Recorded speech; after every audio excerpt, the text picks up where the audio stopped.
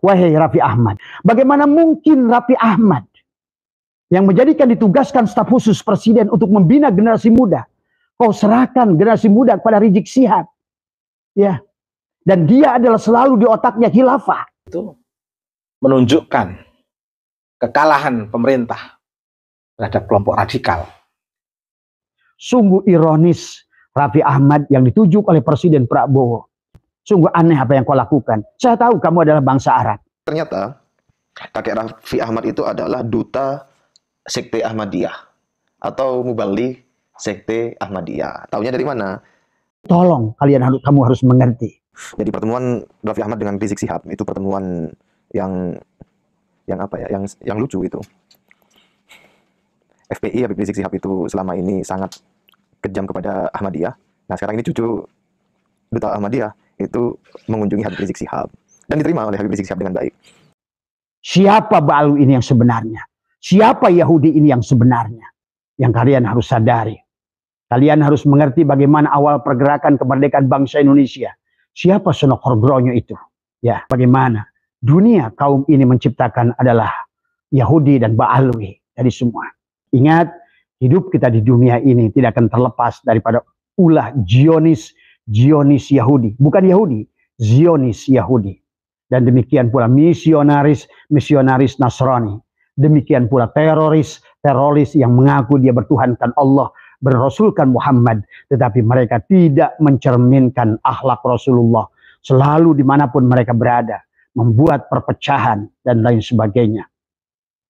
Saudara, masih ingatkah Anda bagaimana tahun 1930 adalah 4.000 kapal daripada Yahudi Ashkenazi yang mengaku sebagai adalah keturunan Nabi Ibrahim datang adalah ke pantai Palestina dan mereka berteriak membentangkan spanduk bahwa kami adalah saudaramu, kami adalah keturunan adalah duriat dari adalah Nabi Ibrahim, bahwa kami adalah hak untuk mendapatkan suaka dari kalian. Kami berhak sebagai saudara tua kalian adalah untuk menempati sebagian kecil daripada Palestina. Apa yang terjadi? Setelah sekian puluh tahun dari tahun 1930, Palestina hancur lebur, dijajah habis-habisan. Bahkan mereka, penduduk pribumi adalah mereka terusir, terjajah. Bahkan dengan kasus gajah yang sekarang, hampir 90.000 manusia melayang. Dan kebanyakan dari mereka adalah anak-anak dan wanita. Sadarkah wahai bangsaku Nusantara akan sejarah ini? Siapa yang telah meluluh lantakan adalah Palestina? Tadi semua adalah mereka yang mengaku adalah Yahudi. Dan saya pun masih menunggu apa yang terjadi dengan dirimu Raffi Ahmad. Karena batin saya melihat ada sesuatu pada dirimu. Ya, yang kalian sembunyikan. Tapi tunduk waktu dengan kadang mangsa. Kau akan melihat. Ya, Abah menyaksikan apa yang akan terjadi buat negeri ini. Kenapa? Kebaikan Pak Prabowo adalah kemudian kemudahan Pak Prabowo akan dimanfaatkan oleh orang-orang yang tidak berguna buat bangsa ini. Tadi semua ya. Satu udah tumbang Gus Miftah. Mudah-mudahan Allah juga menunjukkan kekuasaannya. Semoga orang-orang yang tidak benar dalam perjuangannya disingkirkan dari negeri ini. Karena bahaya tadi semua ya. Bahaya.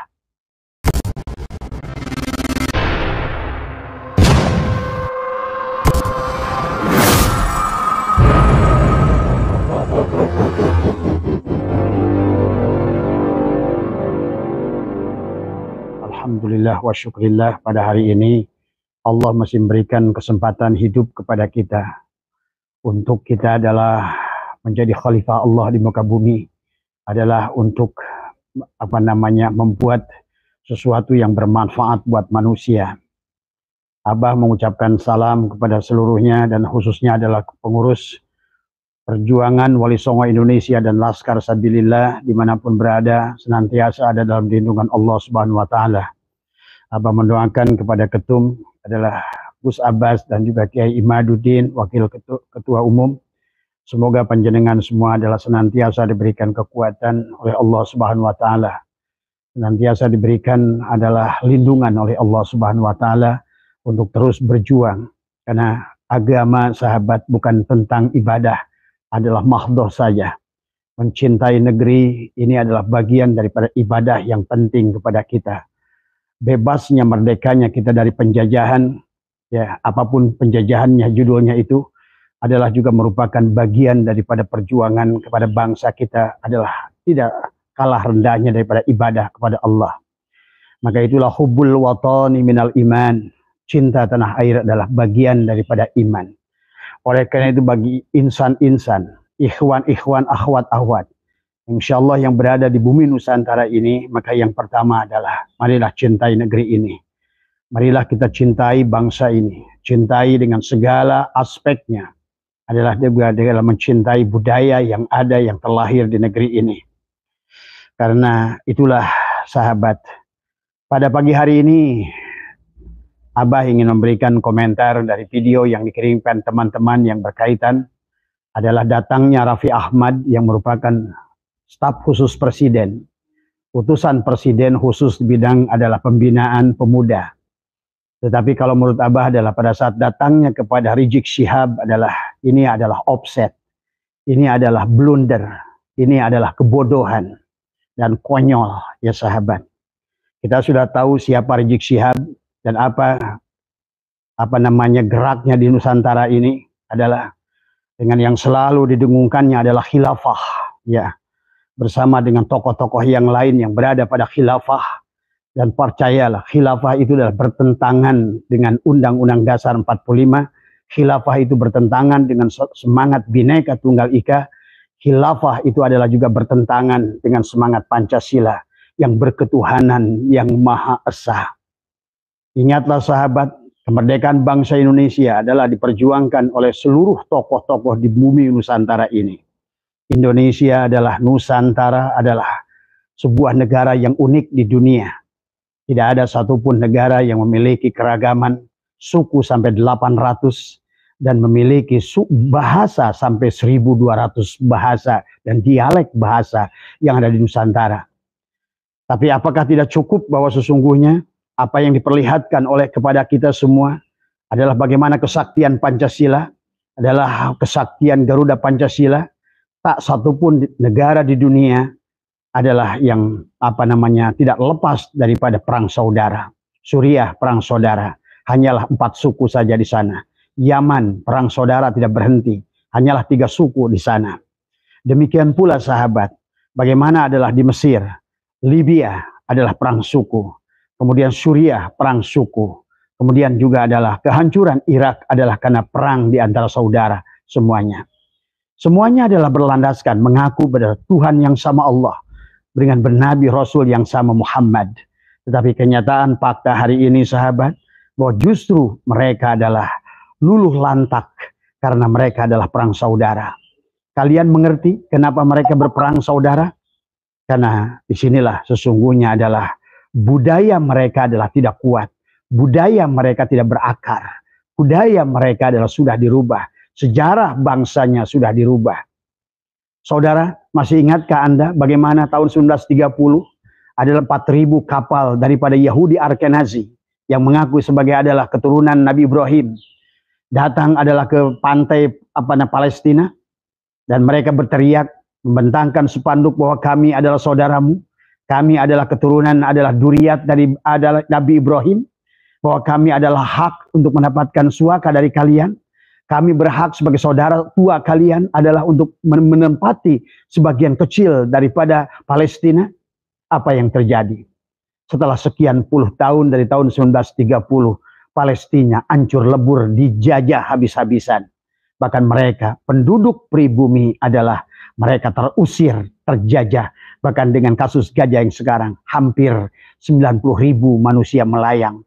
Dan kebanyakan dari mereka adalah anak-anak dan wanita. Sadarkah wahai bangsa Nusantara akan sejarah ini? Siapa yang telah meluluh lantakan adalah Palestina?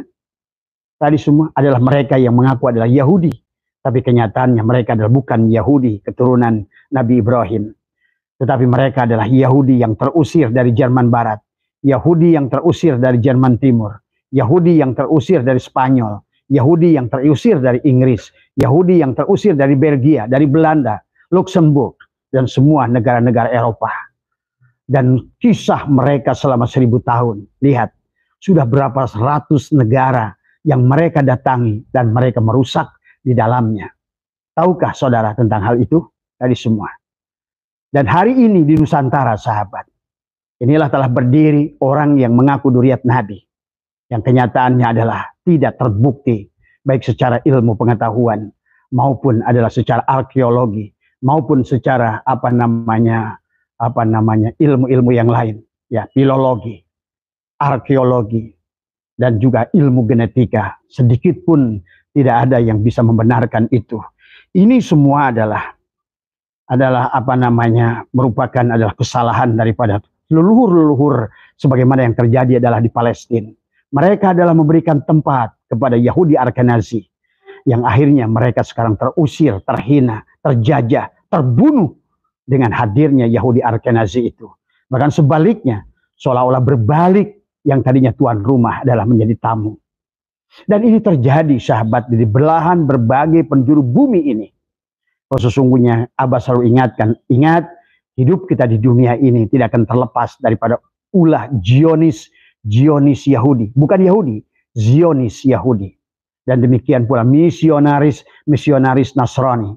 Demikian pula teroris yang mengaku dia bertuhankan Allah, berrasulkan Muhammad, tetapi mereka tidak mencerminkan akhlak Rasulullah.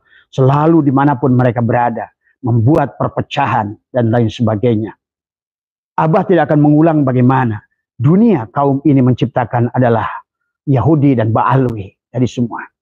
Yang kalian harus sadari. Kalian harus mengerti bagaimana awal pergerakan kemerdekaan bangsa Indonesia. Siapa Suno Kordronyo itu? Ya, kita di zaman ini, sahabat, kita harus cerdas, memahami sejarah bangsa, memahami sejarah pergerakan Islam, memahami sejarah bagaimana Islam itu bertumbuh bahkan sebelum baginda Nabi lahir. Di hari kelahiran yang pertama, Ka'bah sudah dihancurkan oleh Abroha. Kalian tahu siapa Abroha itu? Dan siapa adalah yang yang menyuruh Abroha? Kalian tahu siapa adalah yang disebut dengan Sa'ad bin Ubadah? Yang hari pertama Rasulullah belum diurus jenazahnya, mereka harus berhadapan-hadapan. Di situ ada Sa'ad bin Ubadah, ada Umar bin Khattab, ada Abu Bakar As-Siddiq, yang akhirnya terjadilah baiat kepada Abu Bakar As-Siddiq. Hari itu, sahabat, Islam sejak kematian baginda Nabi sudah terpecah belah, sahabat, ya. Maka disitulah akan menjadi Sunni dan Syiah. Inilah Islam. Yang kemudian kata Nabi, Islam akan menjadi 73 golongan. Kulluhum finnar. Illa wahidatan, kecuali satu yang akan selamat, kata Nabi. Maka hari ini kita menyaksikan Sunni entah sudah jadi berapa golongan, Syiah sudah jadi berapa golongan. Nah, inilah yang terjadi kepada kita semua. Marilah kita memahami sejarah dengan baik. Jangan selalu menganggap segala kebenaran yang ada sekarang ini adalah merupakan kebenaran, walaupun itu syuhrah wal istifadah. Ingat, syuhrah wal istifadah itu belum tentu kebenaran. Ya. Apalagi kita tidak jelas yang mengijma saat itu apakah ulama yang sejalan, ya, yang sejalan dengan ilmunya. Karena tidak setiap ulama itu memiliki keahlian, sahabat. Ya, maka itulah Allah ingatkan kepada kita adalah bahwa fasalu ahla dzikri in kuntum la ta'lamun. Datanglah kepada ahlinya dalam perkara yang tidak kita ketahui. Ilmu nasab ada ahlinya, ilmu sejarah ada ahlinya, ilmu filologi ada ahlinya, ilmu arkeologi ada ahlinya, ilmu genetika ada ahlinya. Fasalu ahla dzikri in kuntum la ta'lamun. Maka kata Allah, wa may yattabi'u aktsaruhum illa dhanna. Jangan lagi kalian bersandar pada dhon. Walaupun Allah sudah memberitakan kebiasaan manusia selalu berpegang pada dhon. Padahal kata Allah, inna dhanna la yugni minal haqqi syai'a. Sesungguhnya dhon itu tidak bisa menunjukkan kebenaran. Innallaha alimun. Disitulah kita harus betul-betul alim. Inilah yang harus kita jadi tarik semua. Ya.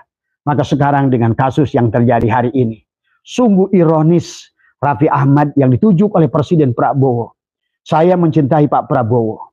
Walaupun sebelumnya saya mencintai Pak Jokowi. Bagi saya siapapun presidennya. Bagi rakyat yang betul-betul merdeka. Sesungguhnya dia harus mendukung siapapun presidennya. Maka sebelum Pak Prabowo, saya adalah mendukung Jokowi. 2 periode. Kemudian sekarang saya mendukung Pak Prabowo dari semua. Tapi banyak orang-orang yang dulu justru membelakangi Pak Prabowo. Sekarang adalah seolah mendapatkan berkah dari Pak Prabowo. Prabowo itu adalah orang yang sangat baik. Kalau kata Gus Dur, orang yang paling ikhlas di Nusantara ini adalah Prabowo. Saya menyaksikan kenyataan hari ini. Beliau begitu mencintai rakyatnya. Tapi sayang, orang-orang yang dijadikan utusannya adalah orang-orang karbitan yang tidak mengerti esensi daripada perjuangan bangsa ini sendiri. Ingat, perjuangan bangsa dan negara kita ini diawali dengan resolusi jihad oleh ulama, sahabat. Tetapi begitu, walaupun begitu, ulama kita mengakomodir bahwa kita satu nusa, satu bangsa, satu bahasa. Gerakan Sumpah Pemuda oleh Budi Utomo 1908. Bagaimana Dr. Sutomo dan juga bagaimana ada Muhammad Yamin saat itu adalah mendeklarasikan seolah-olah kita satu nusa, satu bangsa, satu tanah air, satu bahasa, satu tanah air. Tadi semua. Maka tidak lagi masalah agama, tidak lagi masalah suku. Maka disitulah sesungguhnya kehebatan Nusantara menyatukan kerajaan-kerajaan kecil dari mulai ujung timur sampai ujung barat. Nusantara tidak ada bangsa yang lebih dahsyat seperti Nusantara. Di mana kerajaan-kerajaan kecil tadi menyatu menjadi negara kesatuan Republik Indonesia yang berlandaskan kepada Pancasila. Tapi walaupun demikian Pancasila belum bisa digerakkan. Karena ada orang-orang yang selalu ingin merongrong seolah-olah bahwa sesungguhnya adalah menjadikan bukan ketuhanan yang Maha Esa, tapi menjadikan Allah yang Maha Esa dianggap sebagai kebenaran oleh dia. Padahal pendiri bangsa ini adalah para syekh-syekh, para aulia-aulia. Pangeran Diponegoro adalah seorang mursyid. Imam Bonjol adalah seorang mursyid. Tengku Umar adalah seorang mursyid. Tengku Cekditiro, Panglima Polim, Cut Nyadin, Sultan Agung Tirtayasa adalah merupakan para aulia-aulia Allah. Lebih mengerti urusan agama daripada kalian-kalian yang mengaku hari ini adalah para ulama. Yang kalian justru adalah seolah-olah tidak mengerti siapa Ba'alwi ini yang sebenarnya. Siapa Ba'alwi ini yang sebenarnya. Siapa Yahudi ini yang sebenarnya. Hanya ulama yang memiliki basyirah. Ainul basyirah. Syu'aul basyirah. Dia akan mendapatkan hakul basyirah. Maka mata batinnya akan nampak mana hak dan mana yang batil. Hari ini sahabat, 2 periode Pak Jokowi sudah lewat. Pak Jokowi telah membubarkan Front Pembela Islam. Yang sebetulnya bukan Front Pembela Islam. Tapi Front adalah perusak Islam di Nusantara. Kalian harus paham itu. Ya, hanya orang-orang yang berhati baik. Insya Allah dia akan selalu ditunjukkan mana hak dan yang batil. Kenapa dibubarkan? Bagaimana mufti Syafi'iyah yang masih hidup di negeri ini. Abuya Muhtadi. Ulama yang kalau menurut saya adalah yang syikoh. Ulama yang betul-betul ulama. Beliau mengatakan sesungguhnya FPI dan Ba'alwi ini adalah mardudun, batilun, mau'udun. Itu jauh lama sebelum kasus nasab ini muncul. Dan seorang presiden yang baik, Umaro yang baik. Maka dia mendengarkan ulama. Maka setelah Menko Polhukam, BIN, Badan Intelijen Nasional mempelajari, ternyata apa yang dilakukan oleh FPI ini bukan melakukan kebaikan di Nusantara ini. Lihat 212, bacalah oleh 2 surat Al-Baqarah ayat 12 atau surat 21 ayat kedua. 2 surat itu ada tentang 212. Yang aneh sekarang ini adalah NU adalah logo NU itu adalah diberikan 212. Nah inilah kesedihan. Kayak Ali Masyhuri dulu adalah pernah berpidato di Jawa Timur. Kebodohan Kiai Gil Siraj adalah tidak mengisbat Ba'alwi. Tidak menempatkan Ba'alwi pada pengurusan PBNU. Tapi siapa Kiai yang bodoh? Sekarang Kiai Ali Masyhuri lah yang bodoh itu. Yang tidak punya basyirah dari semua. Siapa yang benar? Kalau seandainya di penghujungnya pemerintah membubarkan sebuah organisasi. Jelas. Bagaimana mungkin organisasi yang berdiri di Nusantara mengadu domba ulama Nusantara membawa ide khilafah. Ingat itu. Negara ini berdiri adalah bukan dengan khilafah. Ulama kita sudah mendirikan. Hei Yong Ambon, Yong Celebes, Yong Batak, Yong Minang. Hei pemuda Kristen, pemuda Katolik, pemuda Islam. Seluruh pemuda Nusantara. Itulah terjadi 1908. Maka satu-satunya negara di dunia yang memiliki 800 suku, 1200 bahasa. Tapi tidak ada perang saudara. Temukan oleh Anda di mana ada perang saudara. Adakah perang Islam dan Kristen? Adakah perang Kristen dan Hindu? Adakah perang Hindu dan karena kita sudah berlandaskan ketuhanan yang Maha Esa. berpegang kepada Al-Quran. Tadi semua adalah kul huwallahu ahad. Tapi di situ adalah silakan, bagi Hindu adalah kau menyebutnya Syang Hyang Widi. Bagi Kristen silakan menyebutkan Allah Bapa. Bagi siapapun kalian. Karena disinilah sesungguhnya pendiri bangsa. Negara ini didirikan adalah bermacam-macam. Itulah Bhinneka Tunggal Ika. Beragam bahasa, beragam suku, beragam keyakinan. Tapi kita adalah bersatu mencintai negeri ini. Hari ini Pak Prabowo karena kasih sayangnya kepada orang-orang yang ikut membantu dirinya. Tapi kepada orang-orang yang tidak mengenal kepada sejarah Nusantara itu sendiri. Bagaimana mungkin Raffi Ahmad yang menjadikan ditugaskan staf khusus presiden untuk membina generasi muda. Kau serahkan generasi muda kepada Rizik Syihab. Ya. Dan dia adalah selalu di otaknya khilafah. Sementara negara kita adalah terdiri 800 suku dan 1.200 bahasa dengan berbagai macam keyakinan. Sama saja kau ingin menghancurkan negeri ini. Sama saja engkau ingin memecahkan persatuan dan kesatuan yang dibangun atas landasan adalah kemanusiaan yang adil dan beradab untuk melahirkan persatuan Indonesia. Maka Abah juga adalah setuju dengan Pak Prabowo. Kembalikan bahwa pemilihan pemerintah daerah itu bukan kepada rakyat. Karena pendiri bangsa sudah menempatkan adalah sila yang keempat, kerakyatan yang dipimpin oleh hikmat dalam kebijaksanaan permusyawaratan perwakilan. Perwakilan. Karena bagi bangsa yang baru belajar demokrasi, tidak bisa seluruh ucapannya diterima. Tidak bisa seluruh pandangannya diterima. Harus diwakili.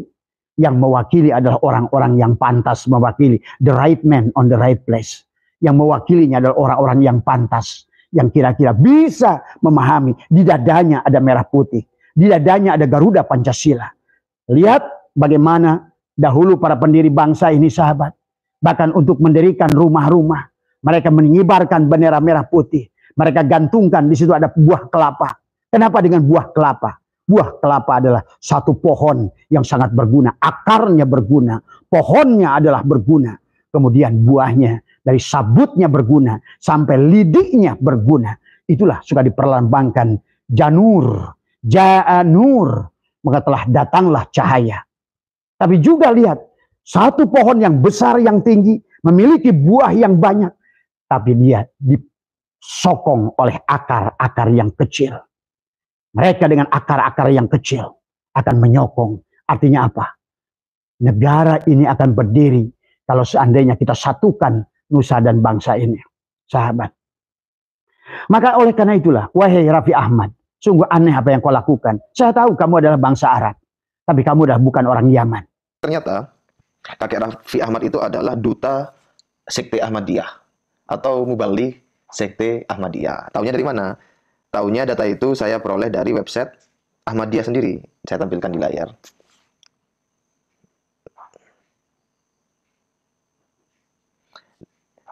Dalam tahun 1937, seorang mubalik Ahmadiyah ditugaskan di Surabaya. Beliau bernama Maulana Malik Aziz Ahmad Khan.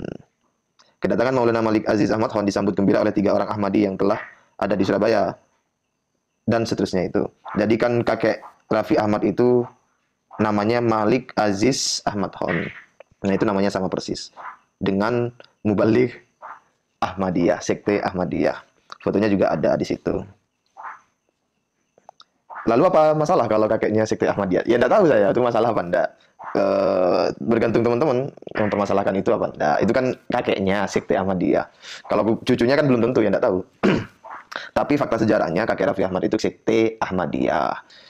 Yang dikatakan di Sekte Ahmadiyah itu pernah dilabel sebagai sesat karena meyakini Mirza Ghulam Ahmad sebagai nabi setelah Rasulullah Muhammad SAW. Website informasi yang memuat Maulana siapa namanya ya? Sebentar, Maulana Malik Aziz Ahmad Khan, kakek Raffi Ahmad itu yang ada di Ahmadiyah. Itu mungkin kalau teman-teman mau mengakses itu sudah di take down. Ya nggak tahu kenapa kok di take down, kok sampai di take down itu saya nggak tahu alasannya apa. Tapi dugaan saya karena itu merupakan faktor apa namanya, faktor aib atau faktor pengurang bagi Raffi Ahmad, sehingga website Ahmadiyah men-take down itu dugaan saya ya. Ya kalau fakta sejarah itu tidak menjadi aib atau pengurang bagi Raffi Ahmad dan keluarga, ya harusnya nggak usah di take down. Malah harusnya digembar-gemborkan. Weh, kakek saya itu adalah mubaligh duta Ahmadiyah, duta sekte Ahmadiyah dari Pakistan. Itu menjadi kebanggaan. Sehingga tidak perlu di take down.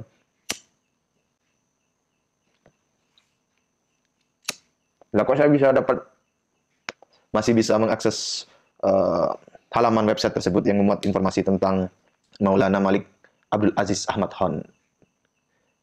Karena ada seorang rekan yang memberikan sebuah file jalur belakang begitu nih, walaupun di take down tapi tetap masih bisa diakses. Begini, oh ya terima kasih gitu. Tapi saya tampilkan di layar sehingga teman-teman bisa membacanya juga secara utuh. Jadi sekali lagi, kakek Raffi Ahmad adalah pengikut sekte Ahmadiyah dan tidak hanya sekedar pengikut, tapi penyebar sekte Ahmadiyah, mubaligh sekte Ahmadiyah. Apakah itu masalah? Ya, itu kakeknya. Kalau cucunya kan ya belum tentu. Begitu. Cuma websitenya di take down. Informasi tentang kakek Raffi Ahmad di take down. Ya, gestur itu menunjukkan apa? Menunjukkan aib. Kalau dugaan saya, menunjukkan faktor yang harus disembunyikan dari Raffi Ahmad dan keluarga. Ya, Raffi Ahmad harusnya bangga dengan kakeknya itu. Dan tidak perlu di take down. Itu sumber primernya. Nah, yang belum saya publikasikan, yang saya simpan itu adalah dari hidayatullah.com yang penulisnya adalah Abdullah Abu Bakar Batarfi. Judul tulisannya Raffi Ahmad, Ahmadiyah dan Ketidakdisiplinan Duta Vaksin. Tulisan ini bisa teman-teman baca sendiri di link yang saya sematkan di kolom deskripsi. Saya langsung saja melompat ke subbab Duta Ahmadiyah.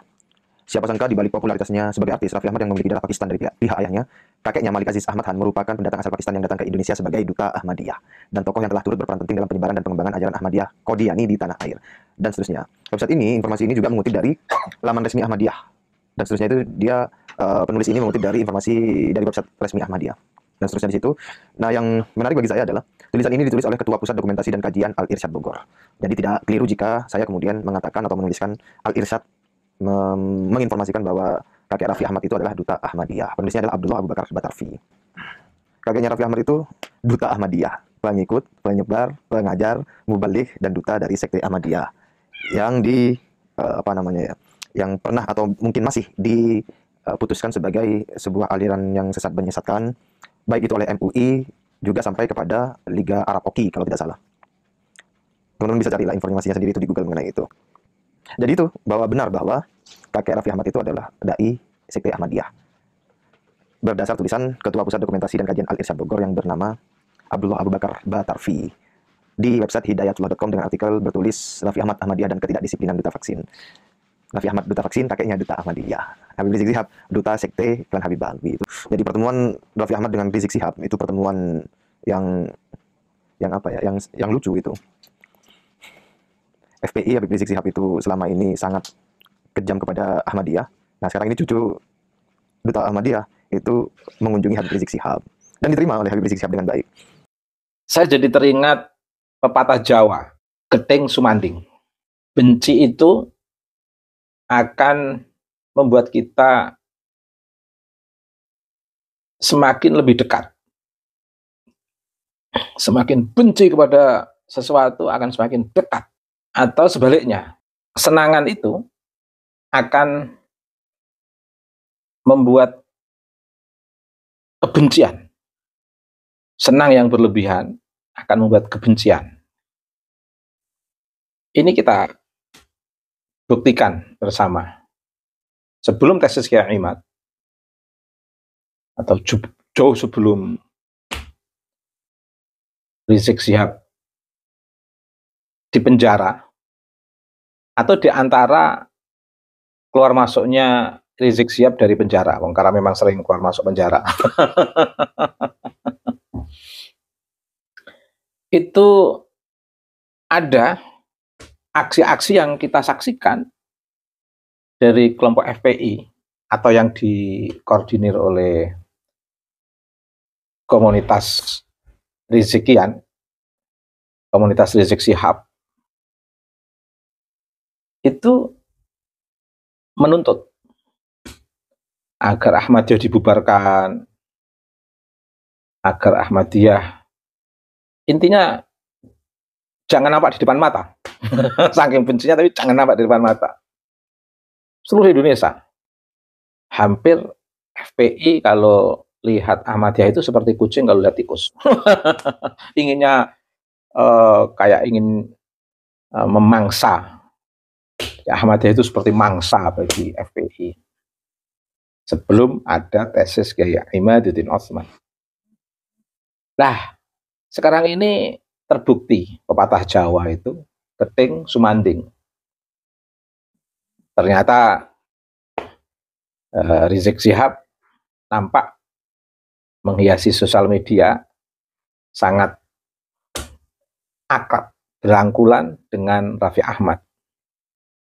Saya semula penasaran memang ketika saya melihat fenomena FPI yang begitu garang, begitu galak, begitu seram sekali. Apalagi kalau melihat FPI di sana sedang membincang Ahmadiyah.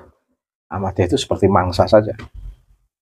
Nah, tapi setelah tesis Kiai Imad, saya justru melihat fenomena Rizik Syihab sedang akrab dengan Raffi Ahmad, saya bisa mengambil 3 pelajaran penting. Pertama, terjawab rasa penasaran saya, sosok Raffi Ahmad, mengapa kok mau terlibat dalam sistem politik di negeri ini, terlibat dalam perpolitikan nasional. Kebanyakan selebritis ini kan sosok seniman yang bebas berekspresi dalam menghiasi dunia hiburan dalam tanda kutip. Saya penasaran itu. Ternyata sudah terjawab. Oh iya, karena memang Raffi Ahmad darah dalam tanda kutip tokoh Ahmadiyah, ya wajar kalau ingin menjaga keberlangsungan dengan caranya atau upaya untuk bisa terlibat dalam perpolitikan nasional. Dan itu saya maklumi untuk menjaga keberlangsungan latar belakang historis keberagamaan yang harus mereka jaga secara survive dalam sistem sosial politik atau sosial kebudayaan. Yang kedua, saya melihat ada perubahan, yaitu perubahan peta politik Rizik Syihab yang sebelum tesis Kiai Imad itu betul-betul agresif, istilah saya itu agresif, terkait dengan fenomena kelompok-kelompok keberagamaan yang dinilai sesat oleh FPI karena tidak sejalan dengan prinsip-prinsip ideologis FPI. Saya tidak mengatakan prinsip Islam, karena gerakan FPI itu lebih banyak didominasi oleh prinsip ideologi yang dibangun oleh Rizik Syihab. Islam saya lihat dalam gerakan FPI Rizik Syihab itu hanya sebagai pendekatan, bukan sebagai prinsip gerakan. Nah, justru prinsip gerakannya itu adalah prinsip gerakan Rizikian. Saya tidak menyebut prinsip Islam. Nah, prinsip ideologis FPI cenderung garang, melihat Ahmadiyah itu seperti melihat mangsa. Tapi pasca tesis Kiai Imad, Rizik Syihab mulai lentur. Selain memang sudah tidak ada instrumen yang bisa digunakan untuk bersikap arogan, yaitu sistem kenasaban. Karena yang sudah memahami kalau Habaib itu tidak tersambung nasabnya ke Nabi, bahkan Muhyiddin pun memahami kalau para Habaib itu tidak terinsap kepada Nabi. Cuman para Muhyiddin tidak berani melepas karena sudah terlanjur ada ikatan emosional, dan tidak berani merefleksikan itu karena memang ingin menyenangkan para Habaib. Tapi Muhyiddin sendiri banyak yang sudah memahami itu. Indikasinya gampang.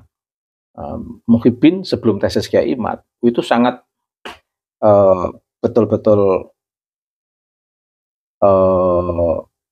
cara penghormatannya itu cara penghormatan yang betul-betul sangat ekstrim. Tapi setelah ada tesis Kiai Imad, mereka suasana kesetaraan itu lebih nampak.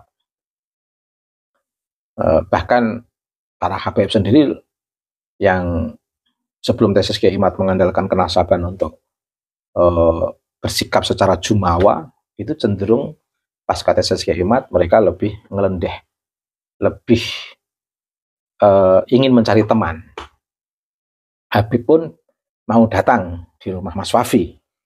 Ini bagus menurut saya. Hal yang sama yang ketiga, pertemuan Raffi Ahmad dengan Rizik Syihab itu menunjukkan kekalahan pemerintah terhadap kelompok radikal. Sehingga ibarat pemerintah yang memiliki kekuatan militer, memiliki kepolisian, memiliki perangkat yang sudah tersistem dalam konteks birokrasi kepemerintahan ini, kok harus sowan kepada Rizik Syihab yang notabene keluar masuk penjara dalam kasus yang memang bermasalah dalam relasinya dalam kehidupan berbangsa dan bernegara ini, baik dalam konteks relasinya dengan pemerintah maupun konteks relasi Rizik Syihab dengan kelompok-kelompok organisasi yang berbeda ideologi. Ini kan banyak masalah Rizik Syihab. Dan itu dibuktikan dengan keluar masuknya penjara, juga dibuktikan dengan keputusan pemerintah yang membubarkan FPI.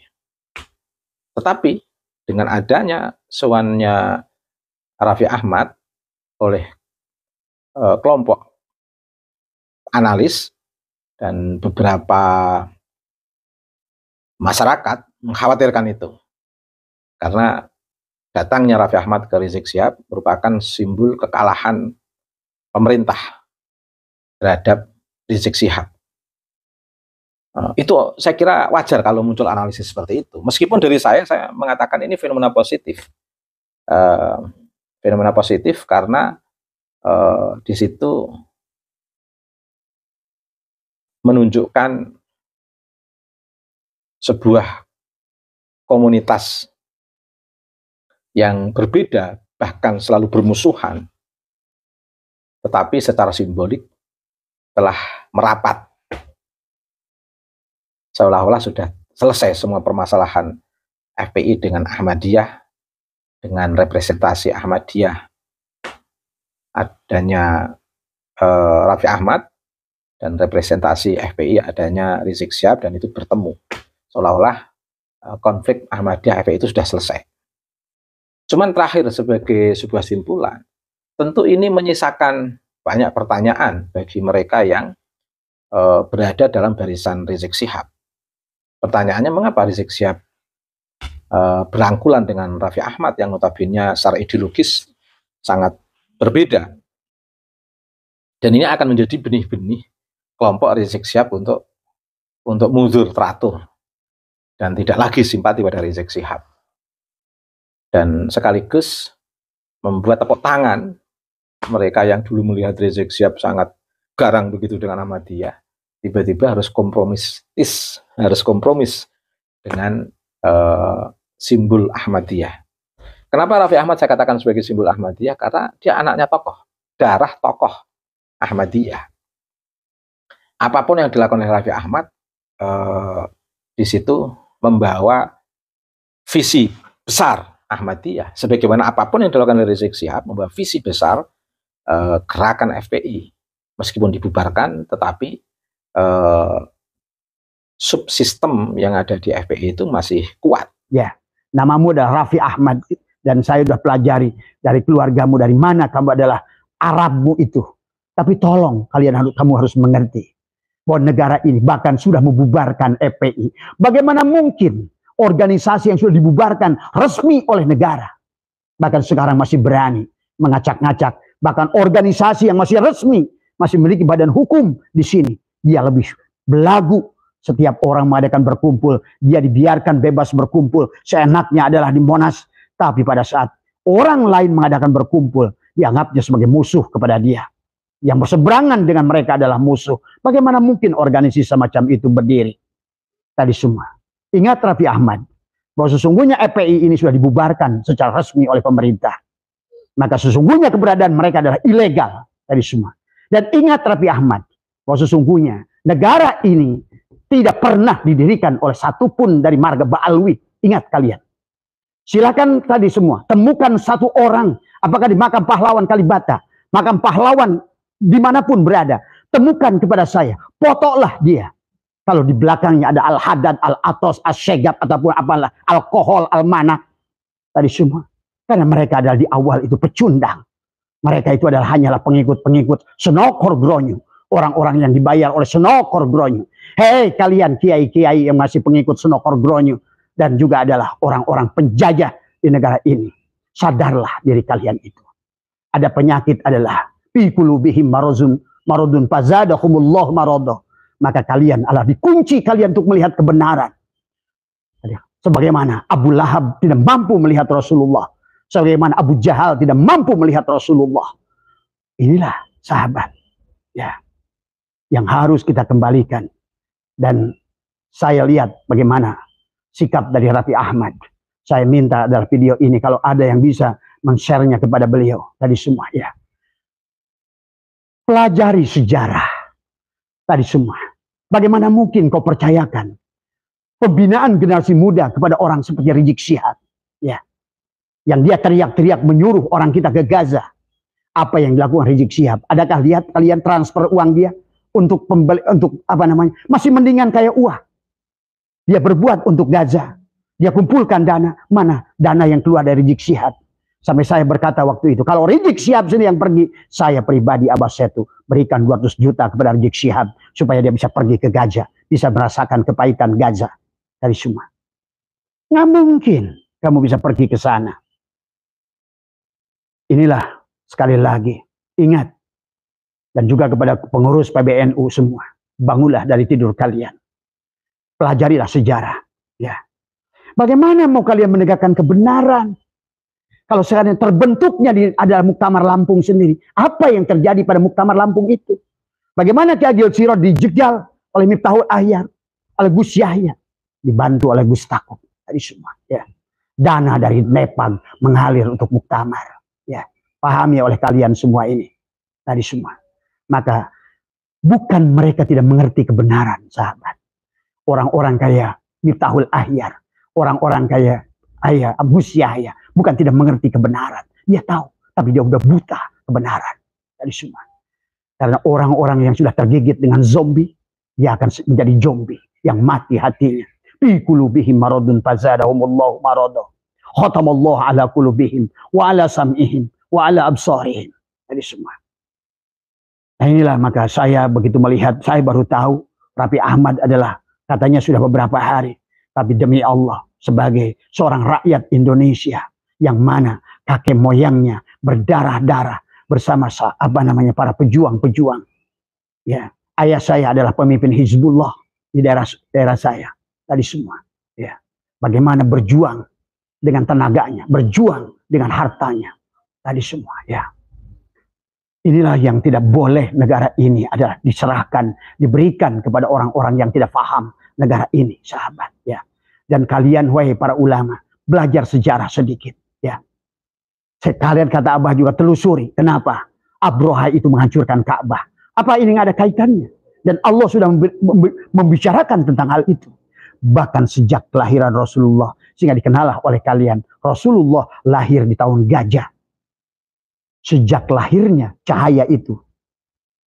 Maka dia ingin menciptakan kegelapan di dunia ini. Dan juga di bumi Nusantara.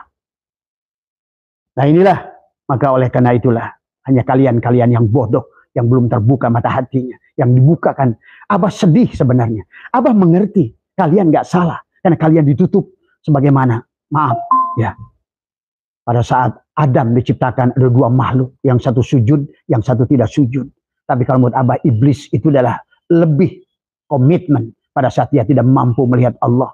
Pada ruh Adam, pada ruh Allah yang ditiupkan pada tubuh Adam. Faida sawaituhu wa nafakhtu bihi min ruhi. Ruhku kata Allah. Faqa'ulahu sajidin. Sujudlah kamu pada ruhku yang kutiupkan pada Adam. Itu semua. Dan kutiupkan pada Bani Adam semuanya. Fasajadal malaikatu kulluhum ajma'un. Manusia-manusia cahaya akan selalu sujud melihat ruh Allah dimanapun dia berada. Tadi semua. Itulah ulama Nusantara. Sudah mampu melihat ruh Allah pada tubuh-tubuh manusia yang dengan berbeda keyakinan ini. Mereka sudah mampu melihat Nur Muhammad nyata pada diri mereka semua. Maka itulah pada saat negara ini didirikan, kemudian para pendiri bangsa yang semuanya adalah para ulama-ulama, para syekh-syekh yang luar biasa, mursyid-mursyid, membuat sebuah landasan buat negara kita adalah Pancasila. Ya, jangan salah, Pancasila itu isi Al-Quran. Ya, tetapi tidak akan berseberangan dengan semangat budaya, silih asah, silih asuh, silih asih, silih wangi. Apakah Raffi Ahmad kau melihat orang Rizik Syihab itu silih asah, silih asih, silih asuh, silih wangi? Bukan saling menghinakan, menginjakkan, membaukan, membagongkan. Itulah yang dilakukan selama ini. Bahkan orang yang jelas-jelas adalah merupakan keturunan pendiri bangsa ini adalah Gus Dur yang luar biasa. Dikatakan buta mata, buta hati. Kamulah Rizik Syihab yang buta mata, buta hati. Tadi semua ya. Dan kamu juga Raffi Ahmad, buta mata, buta hati. Kalau seandainya video ini sampai kepada Pak Prabowo, semoga Pak Dudung adalah kalau bisa menerima, menyampaikan ini semua. Karena bahaya orang-orang yang semacam itu adalah menjadikan sebagai pembina, diangkat oleh Raffi Ahmad yang bodoh, yang tidak mengerti, tahu kamu itu hanya hahaha di depan layar cari duit. Tadi semua. Dan saya pun masih menunggu apa yang terjadi dengan dirimu Raffi Ahmad. Karena batin saya melihat ada sesuatu pada dirimu. Ya, yang kalian sembunyikan. Tapi tunduk waktu dengan kadang mangsa, kau akan melihat. Dan inilah gejala yang saya melihat. Kenapa dia rapat kepada Rizik Syihab. Dia butuh herder yang ingin membela nanti. Pada saat hukum datang kepada dia. Kalian masyarakat Indonesia tidak mengerti apa yang sedang terjadi. Ya, ada orang yang pesta pora di atas itu. Tapi bersamaan itu dia bergerak adalah sebetulnya sedang merusak bangsa ini. Inilah 212. Allah katakan, sesungguhnya yang mereka lakukan itu bukan untuk melakukan perbaikan, tapi yang mereka lakukan adalah sedang melakukan kerusakan, tapi mereka adalah tidak tahu ini semua. Maka oleh karena itu Abah ingin mengajak kepada kita semua, PWI, Laskar Sabilillah, ayolah kompak. Ya, PWI Laskar Sabilillah, jangan dibenturkan dengan kepentingan-kepentingan pribadi. Kalau kalian punya darah Wali Songo, kalian punya darah pejuang-pejuang Nusantara, merahkan darahmu. Putihkan hatimu. Inilah, bangunlah jiwanya, bangunlah raganya. Bukan hanya raganya yang kalian bangun, tapi jiwanya adalah keropos. Alhamdulillah, dengan saya adalah ini sudah berhasil menggagalkan Lutfi bin Yahya untuk merampok daripada Jatman. Dengan suara yang saya dengungkan terus-terusan, saya buka tentang Lutfi bin Yahya. Akhirnya alhamdulillah, sekarang adalah Jatman kembali kepada kepangkuan. Tapi hey, juga kalian pengurus PBNU, walaupun sudah berhasil mengambil Jatman, tidak cukup hanya untuk mengambil. Hidupkan Jatman ini. Karena Jatman adalah merupakan kolbunya Nusantara. PBNU adalah raganya Nusantara. Tadi semua. Dan Allah dan Rasulnya adalah merupakan jiwa dan rasanya Nusantara. Sahabat. Ya. Maka inilah pendiri bangsa. Di Jawa Barat sudah ada nulung kanu butuh, nalang kanu susah. Nyangan kanu poe, ngantir kanu sieun. Ngahirupkeun kanu pae.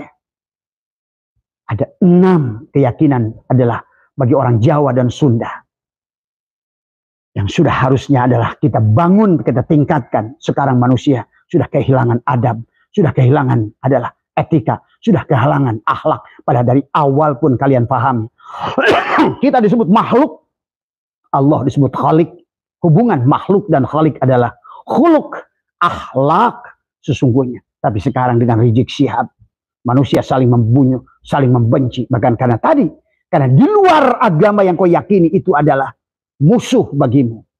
Kalau seandainya musuh bagimu, buat apa Rasulullah SAW menyuapi Utbah bin Maktum, Yahudi buta, 12 tahun Yahudi adalah. Itu setelah Nabi datang surat tadi, surat Muhammadur Rasulullah, walladzina ma'ahu asyidda'u 'alal kufar. Diartikan kepada kafir, beda agama dengan diri, bukan. Kamu tertutup melihat rahmat Allah dalam segala hal sesuatu. Itulah asyidda wal kufar. Tapi ruhama'u bainahum. Kalau Allah sudah berkata bainahum berarti Nabi itu penyayang. Itulah makanya qul ya ayyuhal kafirun la a'budu ma ta'budun wala antum abid. Itu bukan kepada orang kafir yang kamu anggap. Siapapun kamu yang tertutup, yang tercover, maka sesungguhnya kamu adalah lakum dinukum waliyadin. Dari semua, pahami ya. Maka itulah kenapa di Arab sendiri tidak ada kafir, yang ada adalah adalah non muslim. Dari semua pahami oleh kita, dan inilah sesuai dengan jiwa yang dibangun oleh Nusantara, ketuhanan yang Maha Esa. Maka ada ketuhanan yang Maha Esa, silakan kau bertuhankan apapun, tetapi pada Tuhan yang Esa, yang Maha Mutlak, yang menghidupkan, yang mematikan, dorra wala naf'an wala mautan wala hayatan wala nusura, silakan, maka kau akan terbina kemanusiaan yang adil dan beradab. Inilah Gus Dur pernah mengatakan, pada saat kamu melihat orang jatuh dari motor, jangan ditanya, apa agamamu? Ini ditanya, apa agamamu? Setelah tanya agamamu, ditanya lagi, apakah kamu NU apa Muhammadiyah? Ini makin parah, kata Gus Dur. Setelah ditanya lagi NU, dia masih ngaku NU. NU-nya PKB Gus Dur atau PKB Muhammad, kata Gus Dur. Ini yang terjadi hari ini. Kenapa kasus Ba'alwi ini menggantung? Karena ada dua PKB yang tadi. Nah inilah yang harus kita pahami. Maka kata Gus Dur, tolonglah manusia dari sisi kemanusiaan. Karena melihat yang sebalik tubuh manusia itu. Nggak usah kamu lihat agama. Tapi agama yang dibawakan oleh Rizik Syihab adalah tentang khilafah. Bagaimana kau jadikan 800 suku ini dengan khilafah? Berarti kalau khilafah adalah kau jadikan satu-satunya landasan itu negara Islam. Sebutkan ke saya Rizik Syihab. Di mana negara yang khilafah itu adalah sukses? Lihat Mesir. Lihat Suriah, lihat Libya, lihat di mana negara yang masjidnya gede-gede, bagus-bagus, suara adamnya indah-indah, bacaan Qurannya indah-indah, tapi karena hanya kalian itu adalah ibadah, ya budu ibadatan itu hanya kepada Allah, tapi lupa mencintai negeri, hancurlah negerinya, hancurlah Libya, hancurlah Mesir, hancurlah Irak, hancurlah sekarang Iran sebentar lagi. Maka inilah mari bangsaku Nusantaraku, bahwa kita sudah pendiri bangsa sudah menegaskan adalah Pancasila. Sementara bagaimana Rizik Syihab adalah berseberangan, maka dia mengatakan Pancasila pantat Cina. Dan kepada orang Sunda dia mengatakan sampurasun campur racun. Kurang ajar. Kamu sering mengatakan kurang ajar. Yang kurang ajar itu kamu Rizik Syihab. Ini semua ya. Nah inilah. Hei Raffi Ahmad, bangun dari tidurmu. Hei Raffi Ahmad, sadarlah apa yang telah kau lakukan. Kau menjadi bagian yang akan merusak bangsa ini. Pak Prabowo, tolong, saya ngerti Bapak. Bapak itu sangat orang baik dari semua. Ya. Tetapi ingatlah, saya menyaksikan Bapaknya baik, tapi orang-orang yang duduk di sekitar Bapak. Inilah, saya tidak ingin menyumpah apa yang akan terjadi di atas bulan Juli ke depan itu. Tapi batin saya menyaksikan akan ekonomi yang sulit bagi bangsa ini. Di atas Juli, Agustus, September ke atas 2026 lebih parah lagi ya. Walaupun barangkali orang-orang ahli ekonomi kalian sudah bisa melihat ini, tapi batin saya lebih tajam daripada itu ya. Abah menyaksikan apa yang akan terjadi buat negeri ini. Kenapa? Kebaikan Pak Prabowo adalah kemudian kemudahan Pak Prabowo akan dimanfaatkan oleh orang-orang yang tidak berguna buat bangsa ini. Tadi semua ya. Satu udah tumbang Gus Miftah. Mudah-mudahan Allah juga menunjukkan kekuasaannya. Semoga orang-orang yang tidak benar dalam perjuangannya disingkirkan dari negeri ini. Karena bahaya dari semua ya. Bahaya kepada negara dan bangsa ini yang telah didirikan dengan darah. Ingat, negara ini merdeka bukan hadiah, tapi dengan darah para ulama, darah para pahlawan. Dan kalian masih pencinta Ba'alwi, sadarlah. Sesungguhnya mereka yang kalian agungkan sebagai dzurriyyat Rasul. Sampai Abah katakan, siapa yang mau meninggalkan mereka dan takut dosa, timpahkan nanti di akhirat, panggil saja Abah Setu. Biarkan dosa kalian diserahkan sama saya. Demi saya cinta kepada Allah dan Rasul saya. Karena orang yang mengaku dzurriyyat Rasul, pasti bukan dzurriyyat Rasul. Orang yang mengambil manfaat, mengaku dirinya sebagai dzurriyyat Rasul, tapi menjual nama Rasul, pasti bukan dzurriyyat Rasul. Ya, pasti bukan. Itu sederhana. Karena lihat dalam kitab Ihya, salah satu dzurriyyat Rasul tadi semua adalah senang memberi, bukan menerima. Ini kebalikannya. Inilah yang kalian harus pahami. Bangkitlah Nusantaraku. Bangkitlah negaraku. Bangkitlah PWI. Bangkitlah Laskar Sabilillah. Kembalikan Hizbullah. Hizbullah harus dibangkitkan. Menghadapi Hizbus Syaiton. Hizbus Syaiton. Yang berpakaian adalah seperti aulia. Dari semuanya. Terima kasih mudah-mudahan dari Abah. Dari video yang dikirimkan teman. Terima kasih Mas Jajuli. Yang telah mengirimkan video Raffi Ahmad. Mengangkat Rizik Syihab sebagai pembina. Ya Karim tadi. Saya harus beristighfar 1 miliar kali. Pada saat mendengar nama Rizik Syihab dijadikan untuk pembina kepemudaan. Menjadikan pemuda khilafah. Menjadikan pemuda yang anti adalah kepada non-Islam. Yang anti kepada. Dan ingat negara kita ini. Jadikan negara satu-satunya di dunia. Kalau kalian paham tentang gerakan Zionis dunia. Inilah target. Karena negeri kita adalah yang disebut Atlantis. Negara kita adalah Nusantara. Adalah semua bergerak dari sini. Bahkan Abah sudah menemukan. Ternyata Nabi Adam, Nabi Sis, Nabi Nuh. Ada dilahirkan di negeri ini. Sebelum mereka adalah mendarat di Bukit Judi. Tadi semua. Kalian gak paham. Walillahil masyriq wal maghrib. Fa'aina matuwallu fasama wajhullah. Sesungguhnya dari timur lah. Allah menyebutkan timur menuju barat. Dan Nabi sudah berkata, aku cinta dengan saudara-saudaraku adalah dari timur yang paling timur. Itulah negara di atas awan, kata baginda Nabi. Tadi semua. Nabi satu saat duduk bersama sahabat, beliau menangis. Ditanya oleh sahabat, ya Rasulullah, kenapa engkau menangis? Aku mengingat sahabatku yang jauh di sana. Tapi mereka sangat mencintaiku. Tadi semua. Maka di awal kita diacak-acak dengan Yahudi. Dengan Wahabi. Amalan kita bid'ah, kafir, bid'ah, dolalah, dolalah, finar, bid'ah, dolalah, dolalah, finar.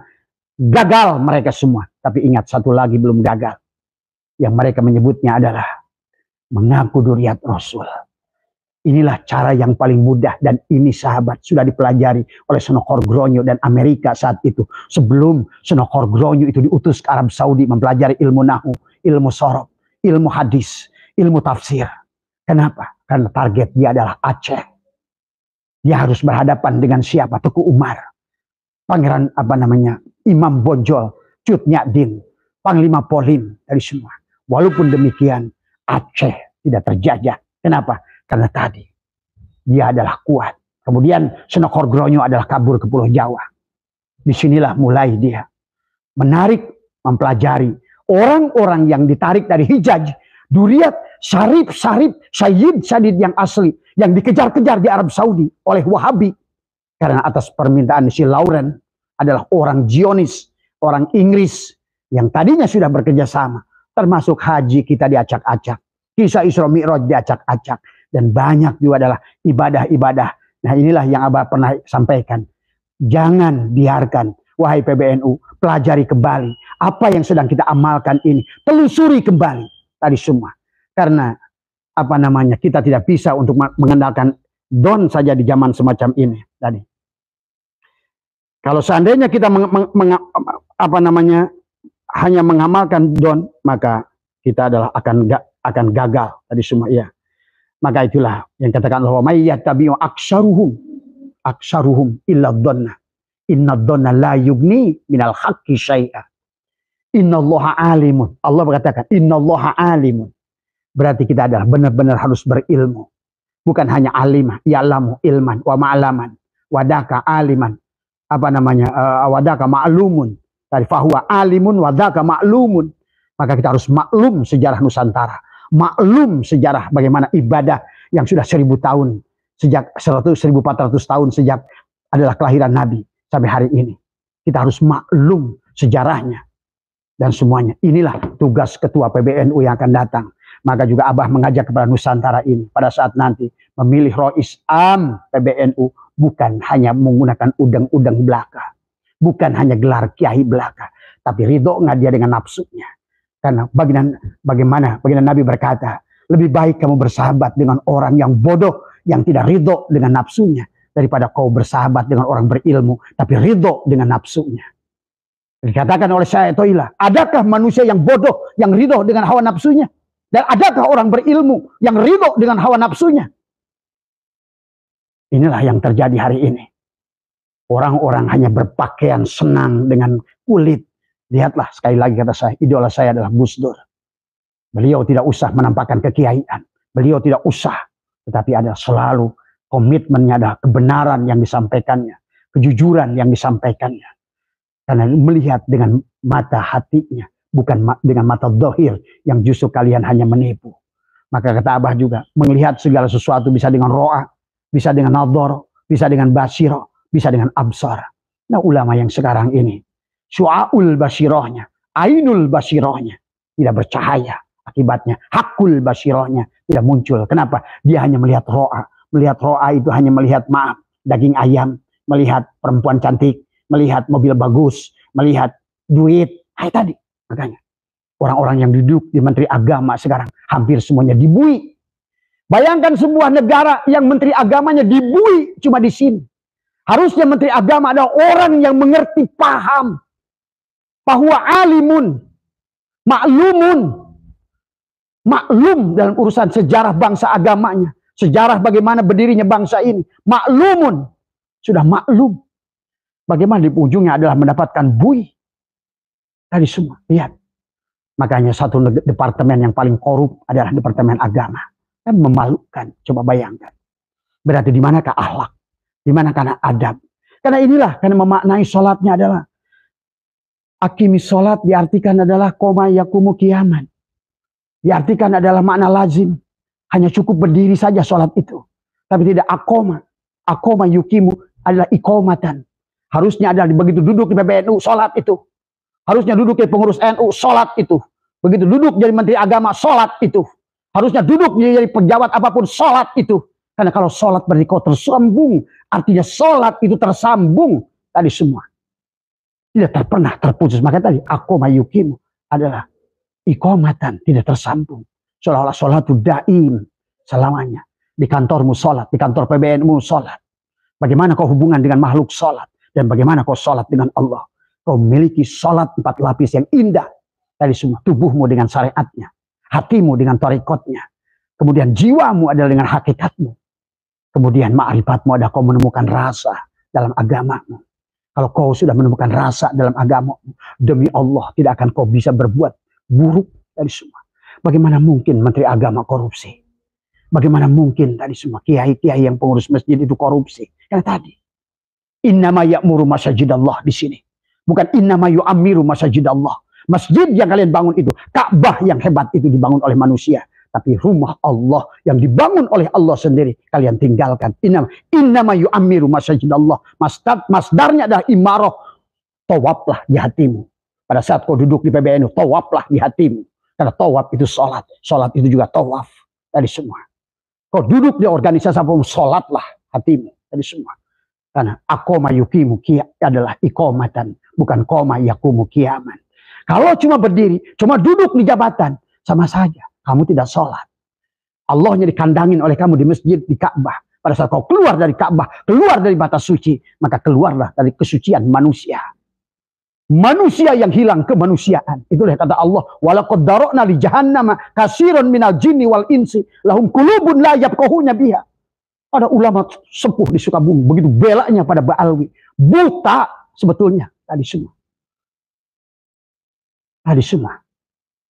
Karena selama ini saya tidak pernah melihat orang itu dalam berjuang untuk PBNU. Tidak pernah berjuang untuk NU. Selain berjuang untuk PKS. Berjuang kepada presiden-presiden yang bertuju kepada khilafah. Hei kalian. Kenapa kalian takut dengan orang yang macam itu? Bukan ulama yang kayak begitu. Pecundang. Yang akan membawa kalian kepada keburukan. Karena tidak mampu melihat dengan basirah. Tadi semua. Ya.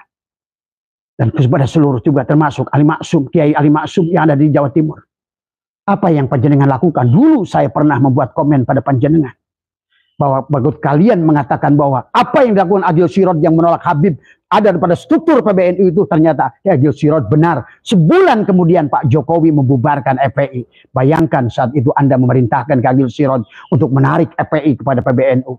Seolah-olah apakah menjadikan banom kepada PBNU saat itu.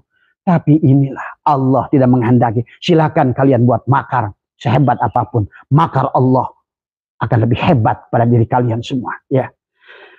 Dan buat PWI di Nusantara, ayo kompaklah, berdirilah. Lakukan karena Allah dan Rasulnya. Lakukan berpegang pada Al-Quran. Perjuangkan kebenaran tanpa membuat fitnah. Sampaikanlah tadi, karena tadi wa may yattabi'u aktsaruhum illa dhonna. Jangan lagi zaman ini menggunakan dhon. Hari ini ceklah teman, bagaimana menurut genetikanya, bagaimana menurut biologinya, bagaimana menurut geologinya, bagaimana menurut arkeologinya, bagaimana menurut seluruh ilmu pengetahuan. Tadi innallaha alimun.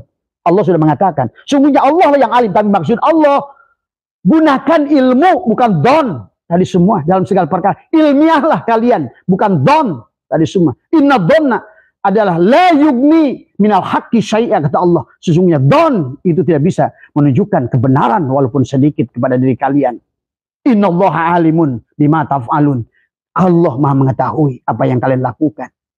Artinya silakan tubuhmu melakukan sesuai hawa nafsumu, tapi Allah tahu yang kau lakukan. Ya. Maka itu saja barangkali yang Abah ingin sadarkan kepada kita semua. Bangkitlah Nusantara, bangkitlah ulama Nusantara, kembalikan kejayaan Nusantara, satukanlah satu nusa, satu bangsa, satu bahasa, berdiri kokoh dengan landasan Pancasila. Di dadamu ada merah putih. Bangunlah jiwanya, bangunlah ruhnya, bangunlah raganya, bangunlah fikihnya. Syariatnya dibangun, hakikatnya harus dibangun.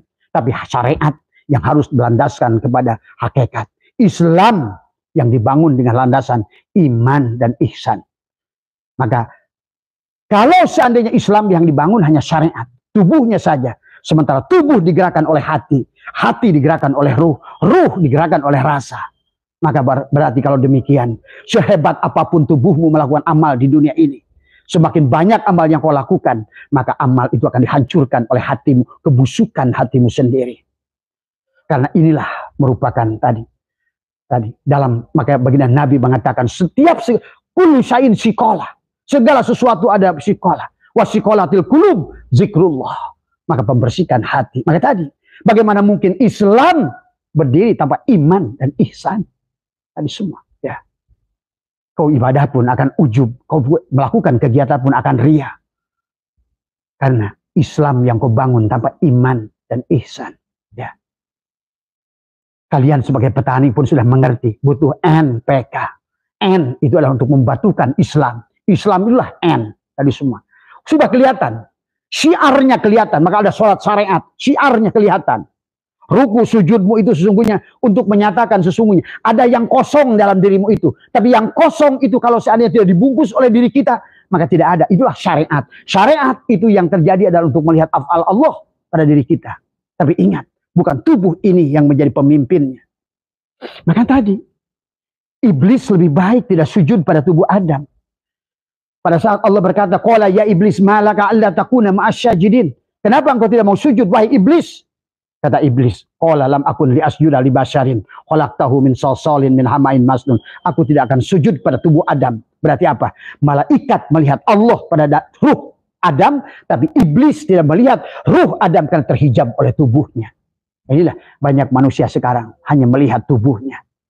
Ibadahnya hanya tadi tubuhnya, sehingga dia dibanyakin pun anak-anak ujub dari semua. Ya, maka inilah sahabat, pendiri bangsa kita sudah mengatakan, bangunlah jiwanya, bangunlah raganya. Jiwanya dulu, Rasulullah adalah hampir 22 tahun adalah jiwa yang dibangunnya. Naik ke Jabal Nur, naik ke Jabal Sur, naik ke Jabal Bues, naik ke Jabal Rohmah. Beliau selalu bertahanut untuk menghidupkan jiwanya. Barulah datang perisa Isra Mi'raj untuk menggerakkan raganya. Nah sekarang orang bergerak raganya, jiwanya adalah mati dari semua. Ya, barangkali mudah-mudahan bisa difahami semua. Ya, ini adalah kita harus bangkitkan kembali bahwa tidak boleh Nusantara ini diacak-acak oleh orang nggak paham dari semua. Sekali lagi Abah minta kepada Raffi Ahmad, maka datangilah ulama-ulama yang sejuk, ulama-ulama yang pantas untuk mungkin adalah masih mendingan, jauh mendingan daripada Rizik Syihab. Bagaimana mungkin? Karena Abah tahu kamu hanya bersandar Rizik Syihab itu. Karena saya tahu kamu akan ada kasus hukum yang kamu nggak mengerti. Tadi semua. Ya. Inilah ya yang sahabat harus pahami semua. Semuanya ini hadis semua. Semoga lah tidak terjadi segalanya. Ya. Semoga sehat semuanya. Dan kemudian adalah marilah kita kembalikan, bangkitkan Nusantara ini. Dan semoga adalah Allah menggantikan adalah pemimpin-pemimpin PBNU yang memiliki jiwa raga, yang memiliki merah putih di dadanya, memiliki Garuda Pancasila, yang mencintai negeri ini, bukan mencintai Hadromot, bukan mencintai Tarim, Buat apa cerdas kayak ulama-ulama mengatakan ya tarim itu, tapi dia tidak mencintai negerinya. Hei, kalian siapapun yang mencintai tarim, lihat darahmu itu. Lihat tadi semua, narun, hawaun, maun, turabun. Sedulur papat dalam dirimu, unsur tanahmu dari bumi ini, unsur apimu di bumi ini, unsur airmu di bumi ini, dan unsur adalah tanahmu, apimu ada di bumi ini. Bagaimana kau mencintai negeri orang lain? Ya, semoga jaya nusaku, jaya negaraku, jaya Indonesiaku, dan jaya Pak Prabowo semua. Semoga Pak Prabowo diberikan kesehatan yang terbaik, karena yang Abah khawatir Pak Prabowo ini adalah kesehatannya tadi semua ya. Semoga beliau bisa memimpin, mengakhiri adalah tadi semua dengan baik, dan semoga juga masalah ekonomi yang akan datang kepada kita adalah segera ditemukan solusinya oleh Pak Prabowo semuanya dan oleh pemimpin-pemimpin bangsa ini. Terima kasih. Wallahu muwaffiq ila aqwamit thoriq wal minkum. Assalamualaikum warahmatullahi wabarakatuh.